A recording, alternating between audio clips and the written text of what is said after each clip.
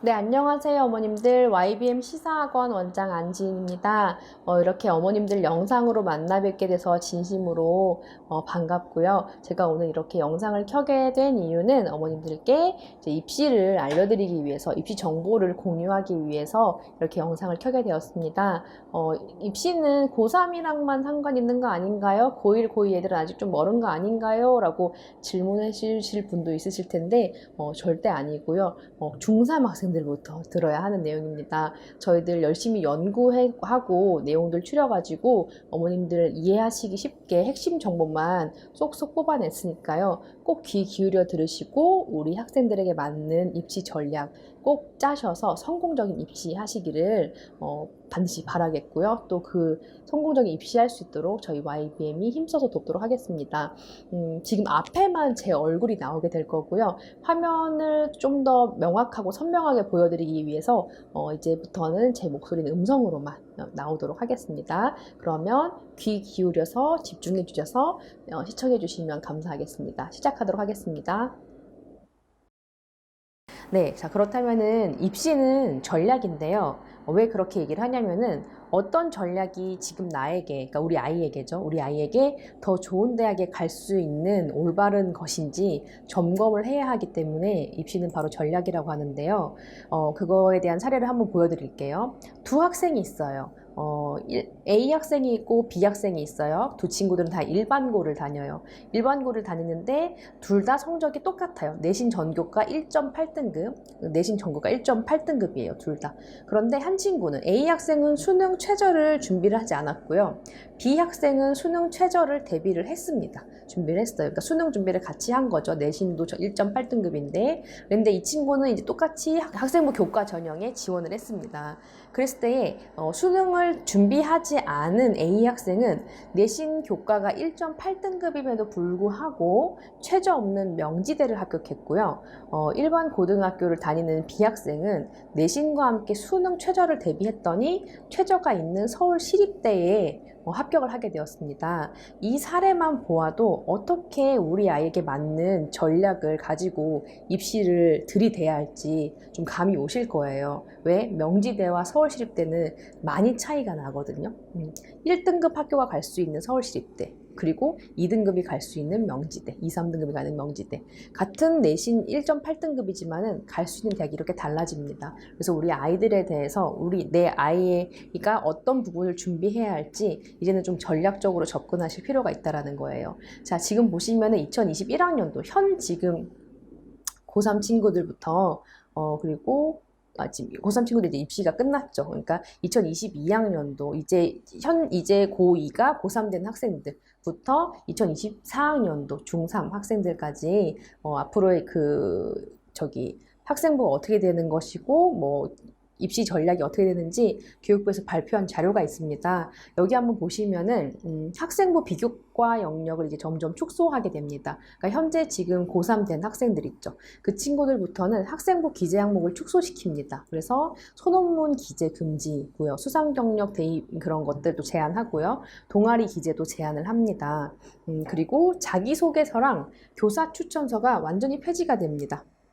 그리고 자기소개서는 현 중3 아이들, 그러니까 이제 고1 되는 친구들부터는 자기소개서가 완전히 폐지가 되거든요.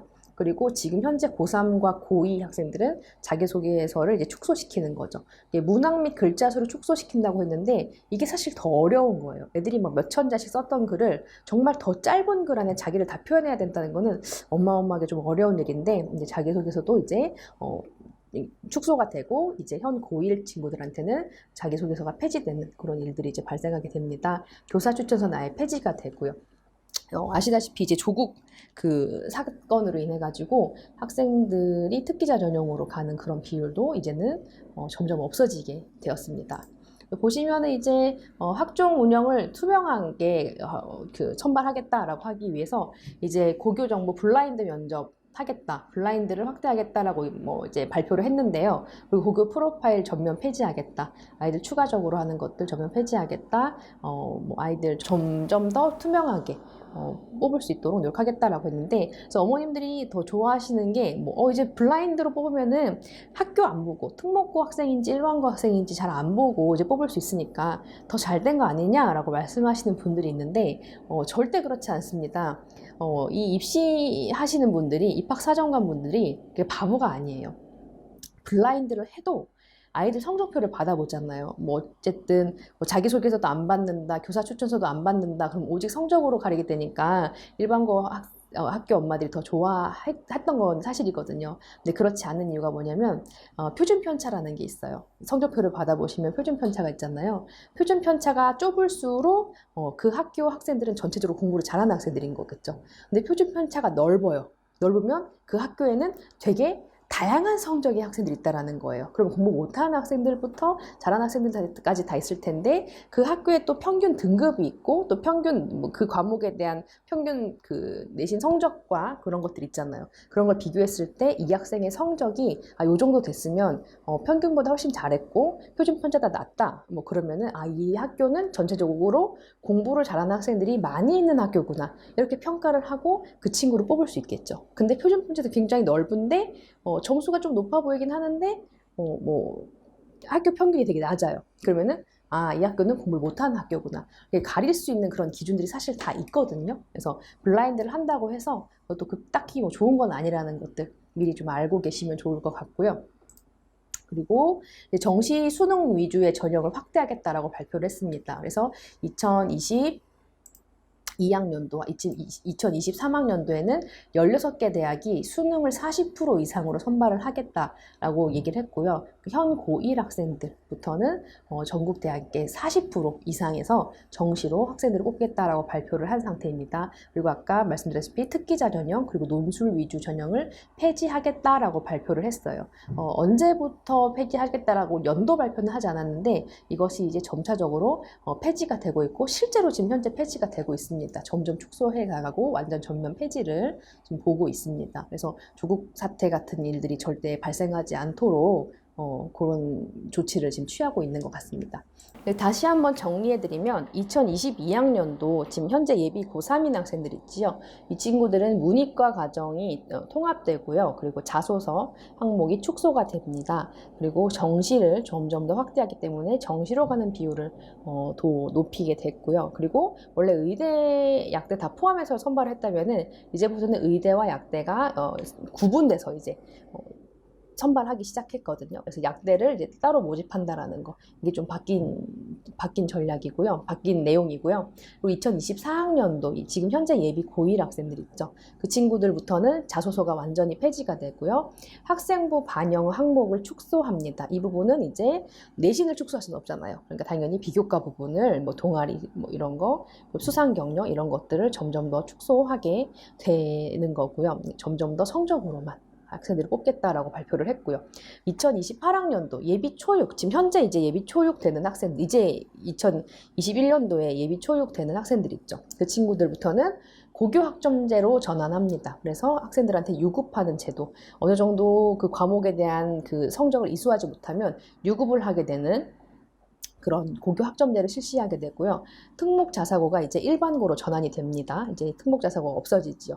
그리고 수능 체계를 논술형, 서술형으로 쓴다라고 그 체계를 마련하겠다고 발표는 했는데, 사실상 이거는 실제로 될지 모르겠어요. 왜냐면 이거를 수능을 이제 논술형, 서술형으로 하겠다라고 하면은 채점이 이게 진짜 만만치 않거든요. 그럼 거기에 들어가는 그런 국가적 비용도 생각을 하고 해야 되기 때문에 이렇게 하겠다라고 발표는 해놨지, 이걸 어떻게 할 건지 구체적으로 이제 교육부에서 발표는 하지 않았어요. 근데 사실상 조금 힘들지 않을까 생각합니다. 그러면 이제 채점하는 과정도 공정해야 하고 해야 되는데, 과연 그게 기기가 다 할 수 있으며 아니면 사람이 공정하게 할 수 있겠는지 여러 가지 좀 의문점이 드는 게 많아서, 어쨌든 근데 이렇게 하겠다라고 발표는 해놓은 상태입니다.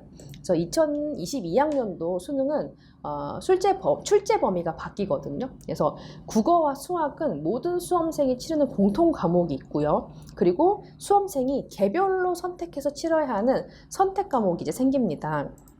자, 그래서 알려드리면은 국어는 화법과 작문 그리고 언어와 매체 중에 하나를 선택해야 하고요. 수학은 확률과 통계 아니면 미적분, 기하 이 세 개 중에 하나를 선택해야 합니다. 근데 딱 보시면 아시다시피 화법과 작문은 원래부터 있던 그런 과목이었죠. 이제 언어와 매체라는 게 추가가 되었고 이제 수학하는 친구들, 그러니까 이과 쪽 친구들은 아무래도 언어와 매체를 좀 선택해야 하지 않을까 하는 생각이 있습니다. 그리고 수학 같은 경우는 문과 친구들은 당연히 수학을 어려워하기 때문에 확률과 통계로 몰릴 거고요. 그 이과 계열로 가고자 하는 친구들은 미적분에 당연히 몰리겠죠. 왜냐면은 뭐 확률을 선택해도 돼요. 이과 가는 친구들도, 그러니까 이과랑 문이과에 통합됐기 때문에 구분이 없지만은 내가 이과 계열의 대학을 가고 싶으면 미적분을 선택해야 하는 게, 왜 그러냐면은 내가 확률과 통계를 해버리면은 그 학교에서 확률과 통계를 반영을 하질 않아요. 그러면은 이과 계열을 가고 싶어도 못 가게 되는 거죠. 그러니까 자동적으로 문이과는 통합됐어, 그래서 아무거나 해도 돼 라고 말은 하지만 실제적으로 학교들에서 대학에서 뽑고 반영하는 과목들은 미적분이나 기하가 되는 거죠. 그래서 이과를 갈고자 하는 친구들은 미적분을 선택해야 된다. 그리고 국어는 언어와 매체를 선택해야 된다. 이렇게 보시면 될 것 같습니다. 그리고 또 하나의 특징은, 이전에는 수학이 가형, 나형 이렇게 있었잖아요. 근데 이제부터는 계열의 구분 없이 아이들이 수학 원투를 다 배우고요. 그것을 다 응시합니다. 그래서 수원, 수투를 다 이제 아이들이 지금 다 응시를 해야 되는 상태고, 그 상태에서 이제 아까 말씀드렸다시피 그 선택 과목, 확률과 통계, 뭐 미적분 아니면 기하 중에 선택을 해야 되는데, 너무 또 그러면 너무 바뀌는 게 아니야? 뭐라고 생각하실 수도 있는데 그게 아니고 그냥 말만 이렇게 바뀐 거고요. 오히려 아이들이 할 수 있는 건 좀 더 줄었어요. 예전에 저희 때 같은 경우는 수학을 굉장히 광범위하게 배우고 또한 깊이 들어갔었거든요. 근데 이제는 그렇지 않아요. 수학이 점점 쉬워지고 있습니다. 점점 쉬워지고 있고 깊이도 그렇게 깊어지지 않아요. 그래서 너무 걱정하지 않으셔도 된다라는 거 말씀드리고 싶고요. 그리고 대학 수학 능력 시험 성적표를 한번 보여드릴게요. 그래서 보시면은 이제 이런 식으로 한국사, 국어 영역, 수학, 영어, 탐구 영역, 제2외국어 영역이 있고요. 아까 말씀드렸다시피 선택 과목이 이렇게 생겼죠. 이 친구는 화법과 작문, 확률과 통계를 선택한 학생이네요. 이걸 보면서 이 친구는 문과겠구나. 문과 쪽으로 가는 친구겠구나라고 유추를 할 수 있겠죠. 다시 한번 2022학년도 학생부 교과 전형의 변화, 이렇게 바뀐다라는 거 한번 눈으로 보시면 되겠습니다. 자, 다음은 대입 전형에 대해서 설명을 드릴 텐데요. 2021학년도 기준입니다. 현재 전형으로. 그래서 2022학년도의 경우에는 서울대는 정시 비중을 약 30%까지 늘리겠다라고 얘기를 해놓은 상태고요. 수도권에 있는 대학들은 약 32% 정도로 상승할 예정입니다. 그러면은 여기 전국 보시면 교과로 들어간 학생들, 내신으로만 들어간 학생들이 42%, 종합으로 학생부 종합 전형 있죠. 그걸로 들어간 친구들 24%, 논술이 4%, 정시가 23%, 기타가 7%, 기타는 이제 특기자 전형들, 뭐 농업청 전형들 이런 걸 얘기를 하는 거겠죠. 자, 그러면은 수도권이 내년부터 32%로 정시를 뽑겠다라고 했는데, 뭐 어디를 줄여서 이 정시 23%를 30% 이상을 늘릴까요? 유추해 보실 수 있으실까요, 어머님들? 네, 보이시죠? 논술과 기타에서 뽑을 인원을 이걸 싹싹 삭제하고 정시로 뽑게 되는 거죠. 정시 비율이 그래서 이렇게 늘어난다는 거예요. 그래서 논술은 점점 폐지가 될 거고요. 특기자 전형이나 이제 그 농어촌 전형도 점점 폐지가 될 겁니다. 근데요, 그 대학마다 그리고 그 과별로 입시 전형 비율이 다 달라요. 그래서 반드시 지원하려는 그 대학과 학과의 입시 전형을 반드시 확인하셔야 돼요. 이거는 학원에서 해줘야 되는 거 아니에요? 어머니, 그 대학이 우리나라에 어마어마하게 많아요. 그리고 그 대학마다 과마다 반영하는 그 전형 비율이 전부 다릅니다. 그걸 저희가 다 알 수는 없어요. 그래서 친구가 먼저 그 자기가 가고 싶은 학과 그리고 대학에 대해서 비슷한 것들을 쫙 추려서 와야 합니다. 그래야 저희가 같이 도와줄 수가 있는 거지. 그래서 어머님들과 우리 학생들이 먼저 가고 싶은 과가 어딘지, 그리고 그 대학이 어딘지, 그 대학은 어떻게 전형을, 그 입시 전형, 입시 비율이 어떻게 되는지 그런 것까지는 다 알고 계셔야 되는 게 맞습니다. 네, 그렇기 때문에 지금 대학마다 모집 요강이 다르고 입시 전형이 다르고 입시 비율이 다릅니다. 그렇기 때문에 어머님들이 반드시 우리 아이가 가고 싶은 학과와 대학들에 대해서 어떤 전형을 가지고 있는지 알아보셔야 합니다. 그 이유는 하나 예를 들어 설명해 드리면은 서울시립대를 예로 보실게요. 전국에서 뽑는 비율이 아까 이렇게 42%, 24%, 4%, 23%, 7%라고 됐는데 실제로 서울시립대에서 뽑은 비율은 교과를 17%, 종합을 40%, 논술을 8%, 정시를 35%, 기타를 0.2% 이렇게 뽑았습니다. 심지어 학과별로 모집 인원이 0명인 전형까지도 존재를 합니다. 이걸 보시면은 아시겠죠? 그래서 저희가 이 방대하고 많은 그 양을 알 수가 없어요.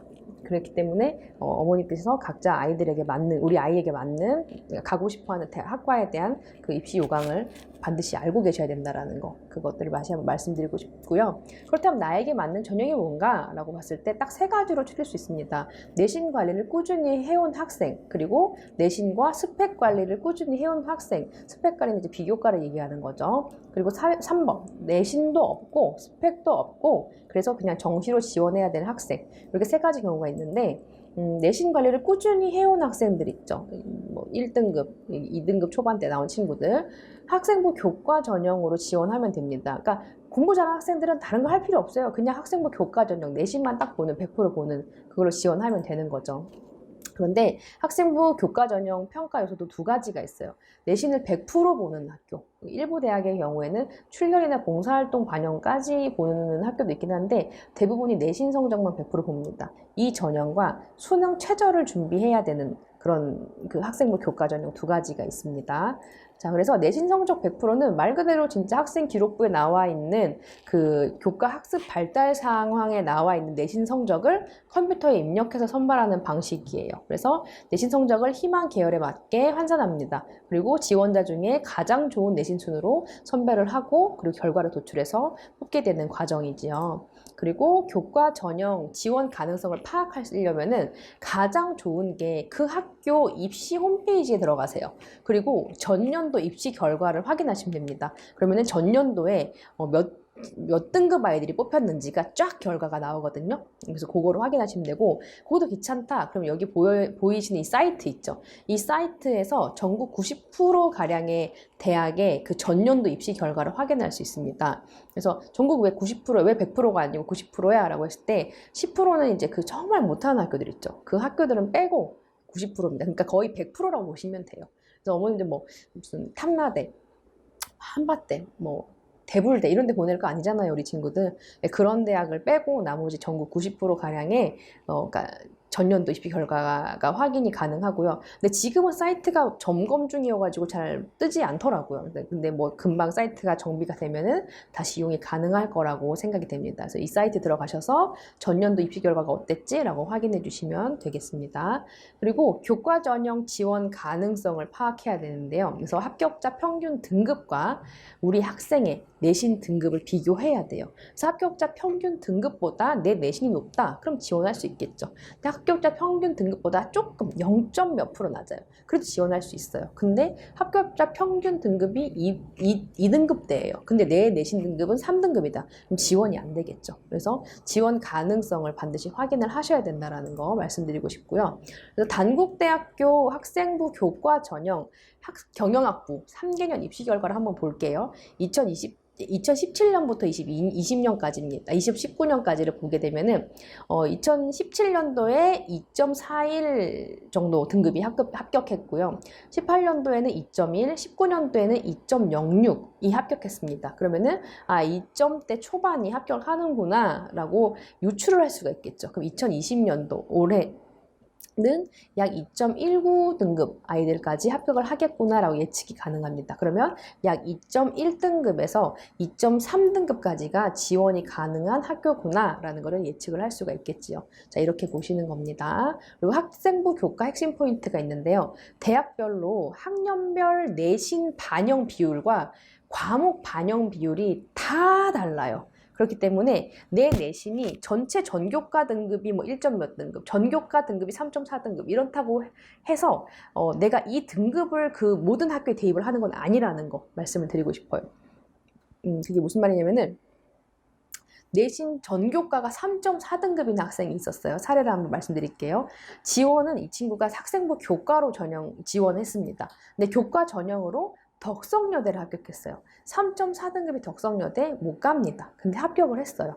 왜 합격했느냐? 왜냐면은 이 친구가 학생부 교과 전형으로 즉 반영 교과가 국어, 영어, 사회만 반영했기 때문에 국어, 영어, 사회, 자기 내신의 국어, 영어, 사회만 들어갔기 때문에 전교과가 3.4등급이어도 국어, 영어, 사회를 좀 잘했나 보죠, 이런 친구들이. 근데 그래서 그 친구가 등급이 확 올랐겠죠. 국어, 영어, 사회만 대입을 했더니. 그렇기 때문에 이 학교에 합격했었어요. 그래서 인문계는 수학을 반영을 안 하고요. 자연계는 국어를 반영을 안 합니다. 그리고 영어는 공통 과목이에요. 사실 대입에서 영어를 안 한다. 이거는 그냥 어느 곳에도 안 가겠다. 사실 이런 소리이기 때문에 영어를 좀 중점적으로 많이 공부를 해두셔야 되고요. 그리고 근데 사실 이런 사례들은 여대에서 좀 많이 있어요, 어머님들. 그래서 여대가 이렇게 뽑는 비율이 좀 많다라는 거, 국어, 영어, 사회 반영하는 비율이 좀 많다라는 거 조금 아시고 계시면 되고요. 그리고 학년별 반영 비율도 다 달라요. 어떤 대학, A 대학에는 1, 2, 3학년의 학년 비율이 20%, 40%, 40%, B그룹은, B그룹의 대학은 30, 30, 40.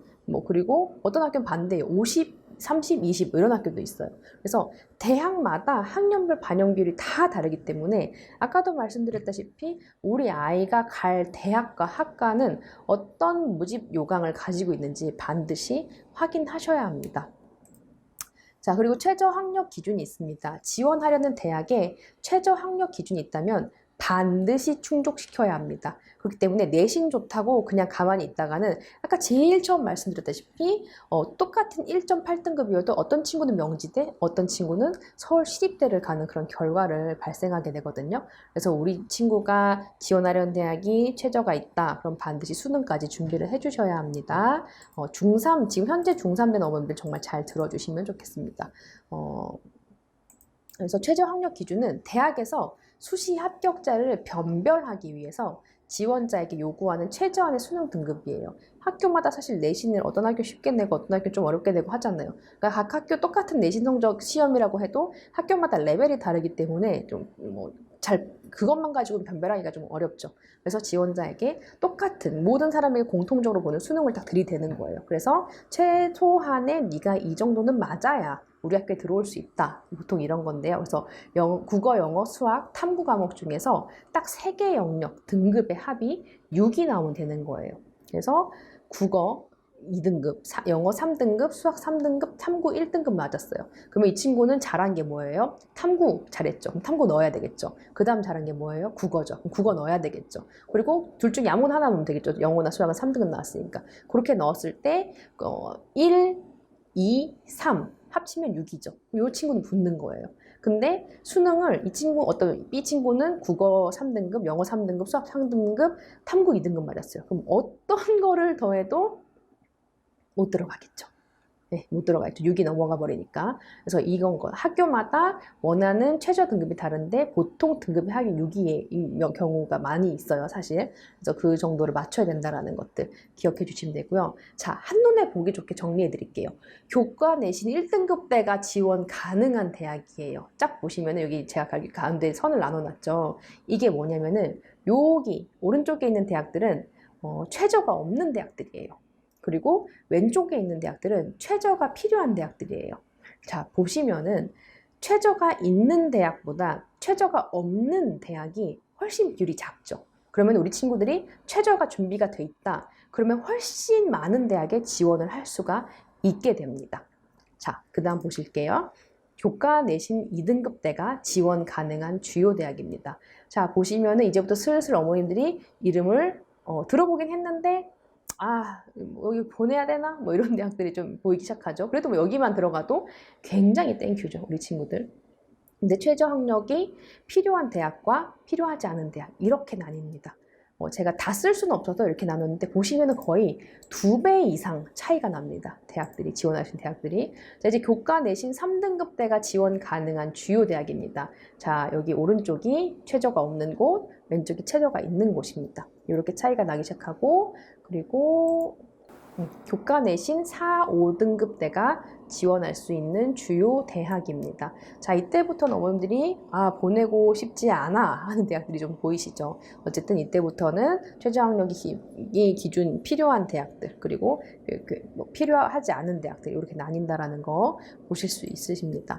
그래서 학생부 교과 핵심 포인트 두 번째는요, 최저를 맞추는 것이 지원의 폭을 넓히고 낮은 내신을 커버할 수 있는 최고의 방법이라는 거예요. 아까 보셨죠? 대학이 그렇게 2배 이상 차이 납니다. 지원할 수 있는 대학이. 반드시 우리 친구들 내신과 더불어 수능을 같이 준비해야 훨씬 더 많은 대학에 다양하게 지원할 수 있게 된다는 겁니다. 사례를 한번 보여드릴게요. 내신 전교과 2.9등급의 학생이 있었어요. 근데 이 친구가 수능은 국어 5, 수학 3, 영어 3, 탐구 4 맞았네요. 지원은 학생부 교과로 지원했습니다. 광운대, 명지대, 단국대, 수원대를 지원을 했네요. 근데 수능 최저를 있는 단국대학을 합격했습니다. 단대는 인문계가 최저 기준이 2과목 기준 합 6이 나와야 되거든요. 그래서 예를 들어 국어, 영어 아니면 영어, 사회 이런 식으로 얘가 지원을 했겠죠. 그랬을 때에 3등급 나왔다라는 거예요. 그럼 광운대, 수원대, 명지대 갈 바에는 단국대 가는 게 훨씬 낫죠. 그래서 내신이 조금 부족하기 때문에 이 친구는 수능까지 같이 해서 단국대에 붙었습니다. 또 하나 2019학년도 대학 발표 기준으로 사례 하나 더 보여드리면은 이렇게 차이 나요. 서울시립대 화학공학과 붙은 학생들의 그 평균 내신 비율이에요. 평균 내신 비율. 자, 아주대 붙은 친구들의 평균 내신이에요. 똑같은 화학공학과인데 대학이 다르죠. 그 네임밸류가 많이 다르죠. 근데 최저가 있는 서울시립대의 평균 친구들이 최저가 없는 아주대에 붙은 친구들보다 평균 내신이 더 낮아요. 자, 1.37 맞고 아주대 갈 바에는 최저 준비해서 서울시립대 가는 게 훨씬 낫죠. 그래서 이 정도나 차이가 난다라는 거 어머님들 보시면 되겠습니다. 최저 학력 기준이 있는 대학을 지원하면 아무래도 합격률을 높일 수가 있겠죠. 자, 그리고 최저 학력 기준을 충족시키지 못한 학생들이 생기겠죠. 그럼 걔네들은 당연히 자동적으로 다 탈락이 돼요. 그러면 남은 인원끼리 경쟁을 하기 때문에 아무래도 좀 더 수월하게 우리 친구들이 붙을 수가 있어요, 대학을. 그걸 꼭 기억해 주시면 좋겠습니다. 그래서 즉 최저 학력 기준이 있는 대학을 지원할 경우에 수능 부담감은 좀 올라가죠. 아무래도 둘 다 준비해야 되니까. 하지만 같은 내신 성적으로 더 좋은 대학에 지원이 가능하고요. 두 번째는 지원의 폭이 훨씬 넓어집니다. 이해되셨죠? 자, 학생부 교과 핵심 포인트 세 번째.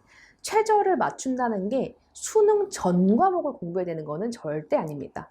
최저를 맞출 과목 역시 전략적으로 선택과 집중이 필요하거든요. 그래서 일반적으로 대학에서는 3개 영역 아니면 2개 영역의 최저만을 요구합니다. 그래서 어머님들이 그럼 수능 준비해야 되면 이거 국영수사과 탐구 제2외국어 다 해야 되는 거 아닌가? 절대 아니에요. 대학에서 요구하는 거는 3개나 2개 영역이에요. 그렇기 때문에 반드시 선택 집중하셔야 돼요. 그래서 그 등급만큼은 성적이 나와야 되는 거예요.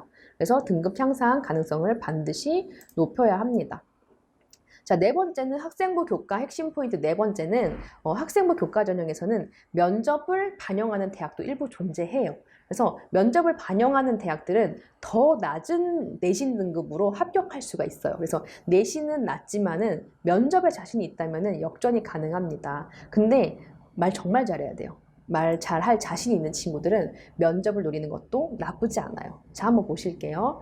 명지대 수시 입시 결과예요. 학생부 교과 성적으로만 간 친구들의 합격 합격 등급 보시면은 다 2점대 후반대예요. 그쵸? 근데 면접으로 붙은 학생은 3.6등급까지도 붙었어요. 3.6등급.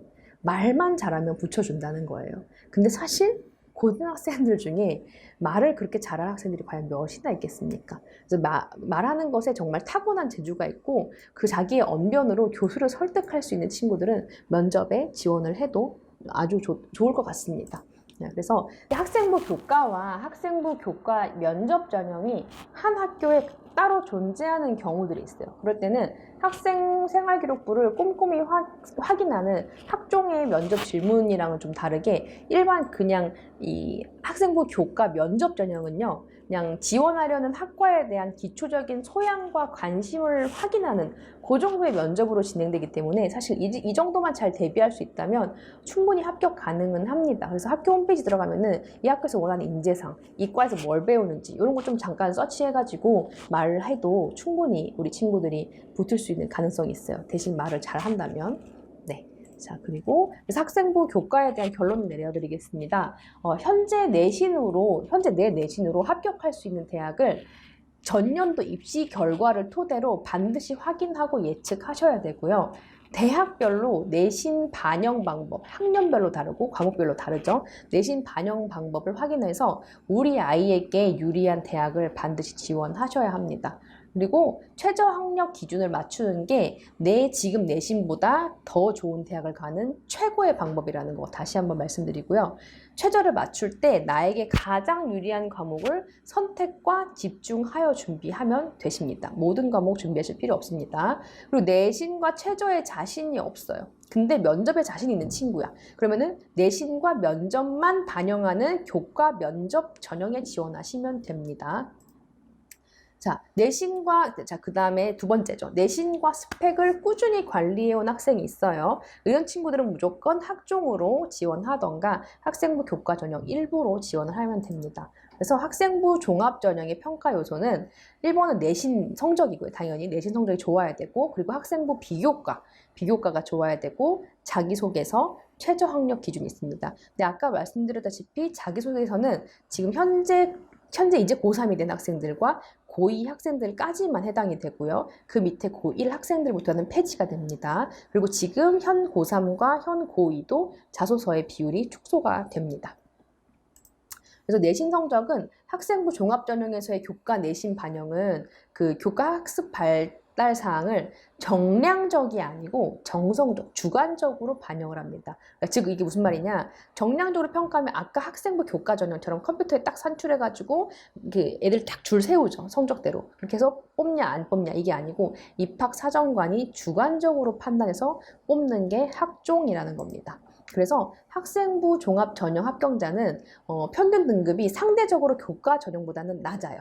무조건 낮게 돼 있어요. 근데 학생부 종합 핵심 포인트가 있는데 나의 내신 등급이 낮더라도 우리 학교 자체의 수준이 높아서 낮은 건지 그냥 내 실력이 낮은 건지 확인한 후에 종합 전형을 준비하면 됩니다. 이게 무슨 말이냐? 아까 말씀드렸던 그 표준 편차 있죠. 표준 편차가 그 바운더리 레인지가 넓어요. 그럼 우리 학교가 공부를 못하는 학교죠. 그런 학교인지 아니면 그냥 내 실력이 좀 낮은 건지 이런 것도 잘 파악을 해야 돼요. 내가 지원한 학교가 어떤 걸 요구를 하는지. 그래서 학교 이름을 보고 뽑는 게 아니라 생활기록부에 원점수, 표준 편차가 존재하죠. 이걸 가지고 그 해당 집단, 해당 학교의 평균 수준을 가늠할 수 있어요. 그래서 요걸 보고 입학사정관들이 이 학교는 잘하는 학교, 이 학교는 못하는 학교 구분을 한다라는 거죠. 그래서 석차 등급이 상대적으로 좀 낮을지라도 원점수가 높아가지고 기초적인 학업 역량을 보여준다. 그리고 집단의 그 학교의 과목 평균도 높고 표준 편차도 낮아. 편차도 좁아요. 그러면은 당연히 학생부 종합전형에 높은 점수를 획득합니다. 그래서 이 말이 우리 학교가 낮은 학교인지 내 성적이 조금 낮은 건지 이걸 잘 봐야 되는 게 우리 학교가 좀 낮은 학교다. 그러면 사실 좀 학생부 종합전형이 좀 불리해요. 근데 우리 학교 좀 잘하는 학교예요. 집단의 과목 평균도 높고 표준 편차도 좀 이렇게 레인지가 좁아요. 그러면은 내 내신 성적이 조금 낮아도 기대해 볼 수가 있다라는 거예요. 그래서 아까 말씀드렸듯이 내 석차 등급이 높아. 근데 우리 학교의 과목 평균도 낮고 표준 편차도 레인지가 너무 넓어요. 그러면 학생부 종합전형에서 낮은 점수를 획득할 수밖에 없다라는 거 이제 정리가 되셨죠? 네, 알려드리겠습니다. 그리고 학생부 종합전형에서의 내신은 단순히 등급만으로 판단하지 않고요. 지원자의 원점수, 과목 평균, 표준 편차, 석차 등급 이 모든 거를 입학사정관이 정성적으로, 주관적으로 평가합니다. 그래서 입학사정관은 학생의 등급이 아니고 학업 역량을 판단합니다. 주관적으로. 그래서 결론적으로 대부분 낮은 내신에도 불구하고 합격한 학생들은 기본 학업 역량이 있는 학생들이고요. 대부분 특목 자사고 또는 명문 일반고라는 것을 반드시 기억할 필요가 있습니다. 그래서 서울대 연세대, 한양대, 경희대, 중앙대 학종으로 뽑힌 아이들의 그 평균을 보시면요. 합격자 평균 일반고 학생들은 성적이 어마어마하게 높죠. 1.2, 1.3, 1.7, 1.8, 2.2 이 정도 되는데 특목 자사고 애들이 붙은 그 내신의 비율을 보면요. 일반고 학생보다 훨씬 낮아요. 1.7, 1.9, 심지어 3점대까지 붙었어요. 네, 학종으로.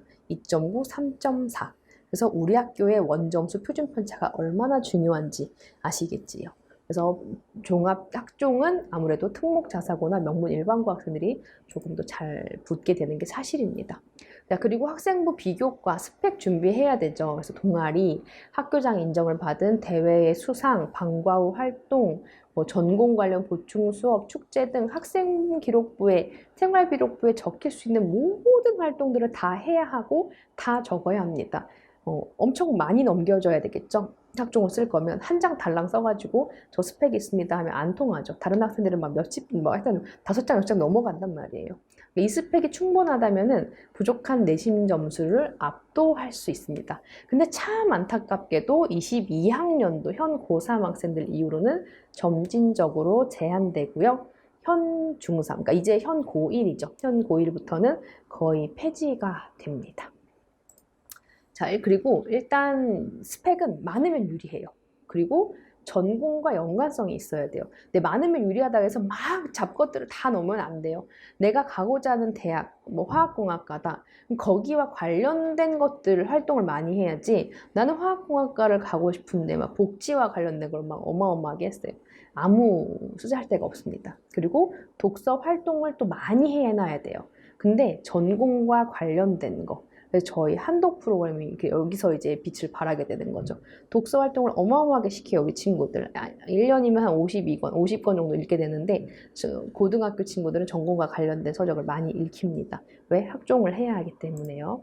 자, 그리고 자기소개서. 현 고등학생까지는 존재한다고 말씀드렸어요. 기존보다 좀 축소될 뿐이에요. 하지만 지금 현 중3 학생들, 그러니까 예비 고등학생들 이후로는 폐지가 되고요. 대기업에서 정한 3개의 공통 질문과 대학별 1개의 자율문항에 맞춰서 작성을 해야 합니다. 자기가 쓰고 싶은 대로 쓰면 안 돼요. 여기서 다 원하는 기준도 다 있습니다.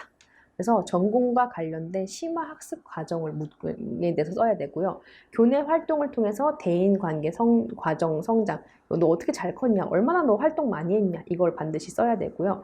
배려, 나눔, 협력, 갈등 관리를 모두 녹여낸 인성, 네 인성 얼마나 좋으냐, 이런 것도 다 이제 적어야 된다라는 것입니다.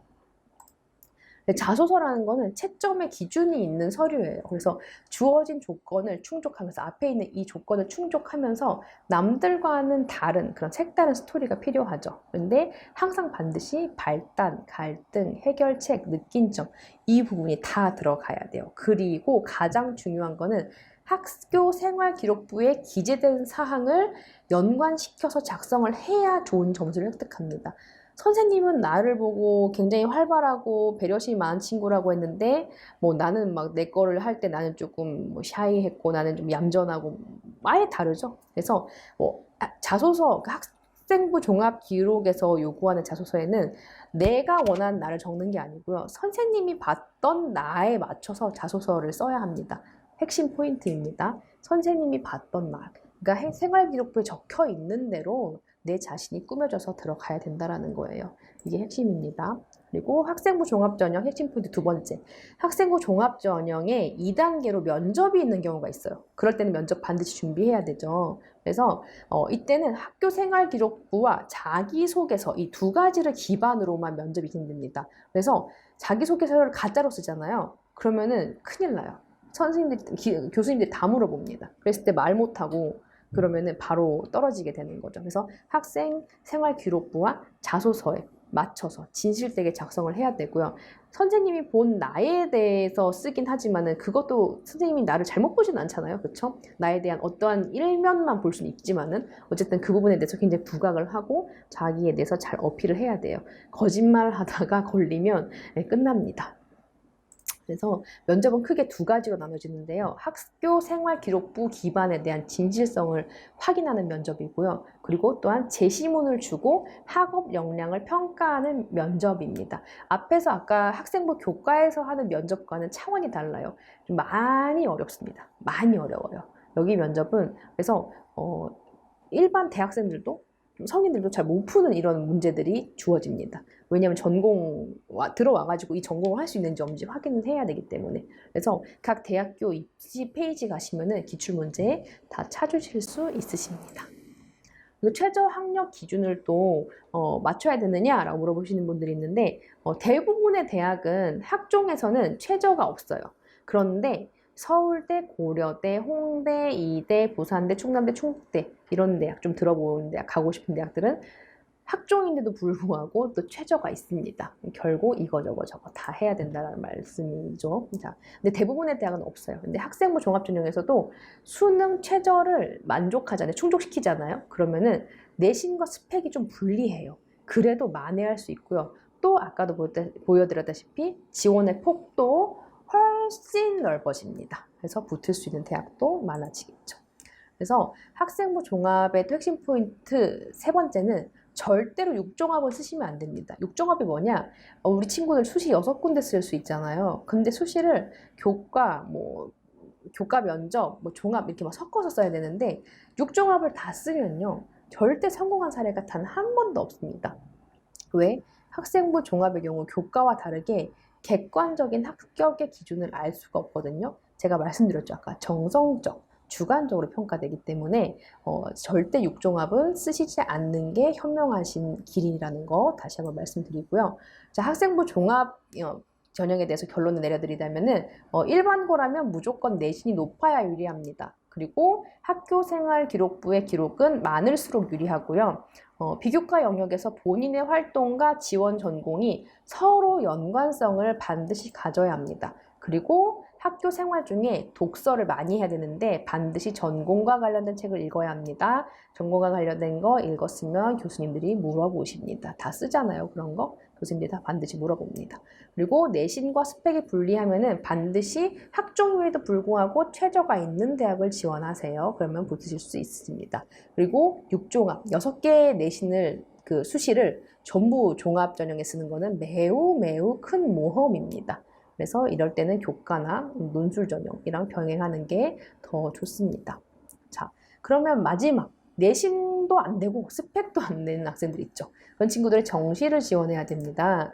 정시 비중이 전국적으로 이제 40%까지 확장된다고 말씀드렸고 매우 큰 비중을 이제 가지게 됩니다. 그래서 학생들을 성적순으로 줄 세워서 공부 잘하는 학생들 선발하고 쭈쭈쭈 선발하게 된다라는 거겠죠. 그랬을 때 가장 중요한 거는 첫 번째가 영어를 잡아야 된다는 겁니다. 아까도 보셨다시피 영어를 빼고는 어느 대학도 지원을 할 수가 없게 되죠. 그쵸? 보통 3개, 2개 과목 쓰게 돼 있는데 국어, 영어, 사회 아니면은 수학, 영어, 과학 이런 식이기 때문에 영어가 빠지고서는 아무 데도 지원을 할 수가 없다라는 거 말씀드릴 수 있고요. 그리고 수학의 중요도가 점점 높아집니다. 자, 말씀을 드리겠습니다.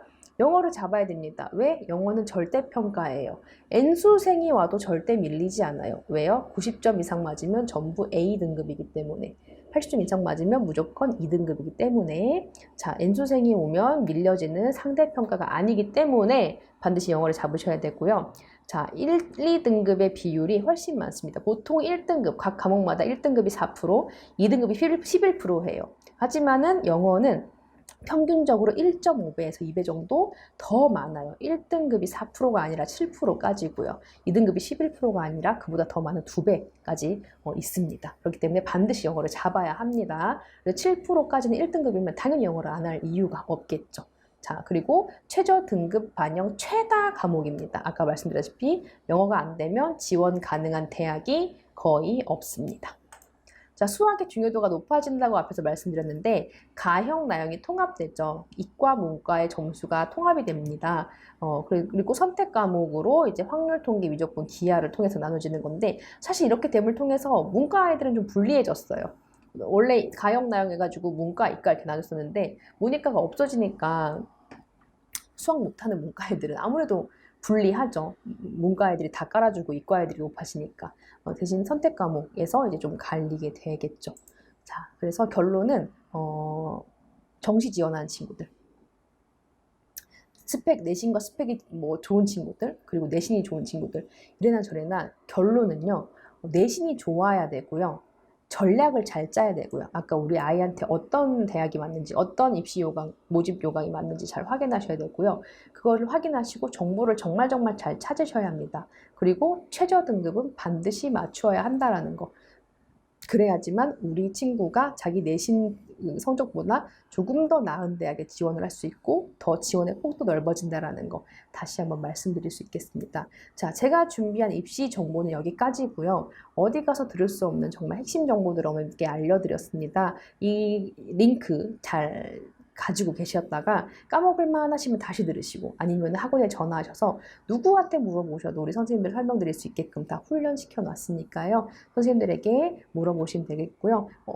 일정 부분에 대해서 또 우리 친구가 이 대학을 지원하려고 하는데 맞을까요? 뭐 이런 것들 물어보시면은 저희가 친구들의 내신 성적표를 다 가지고 있기 때문에 비교해 드릴 수는 있을 것 같습니다. 그래서 우리 학생들이 더 자기 등급보다 좀 더 나은 대학에 진학을 할 수 있도록 성공적인 입시를 할 수 있도록 저희 YBM에서 열심히 돕도록 하겠습니다. 그러면 지금까지 긴 입시 설명회 들어주셔서 진심으로 감사합니다.